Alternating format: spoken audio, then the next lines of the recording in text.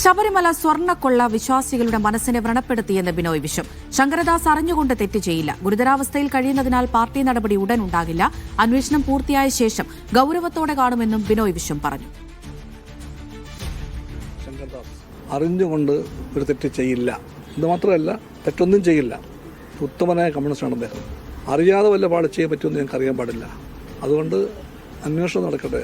അന്വേഷണത്തിൽ തെറ്റുണ്ടെന്ന് കണ്ടാൽ തെറ്റ് ചെയ്ത ആളെ കമ്മ്യൂണിസ്റ്റ് പാർട്ടിയോ LDFോ രക്ഷിക്കില്ല. പക്ഷേ ഈ പാർട്ടിക്ക് മനുഷ്യത്വമുണ്ട്. ശങ്കർദാസ് അതീവ അസുഖബാധിതനായി, തളർന്ന അവശനായി, മിണ്ടാനാകാത്ത അവസ്ഥയിൽ കിടക്കുകയാണ്. ആഴ്ചകളായിട്ട് കിടക്കുകയാണ്. ഈ അവസ്ഥയിൽ കമ്മ്യൂണിസ്റ്റ് പാർട്ടി നടപടിക്കൊന്നും പോകില്ല. അസുഖം ഭേദമായി ചോദ്യം ചെയ്യലിന് ശേഷം ഏതെങ്കിലും കുറ്റത്തിൽ അദ്ദേഹത്തിന് എന്തെങ്കിലും പങ്കാളിത്തം ഉണ്ടെങ്കിൽ അപ്പോൾ പാർട്ടി അതിനെ എങ്ങനെ ഗൗരവമായിട്ട് കാണണമോ അതുപോലെ കാണും.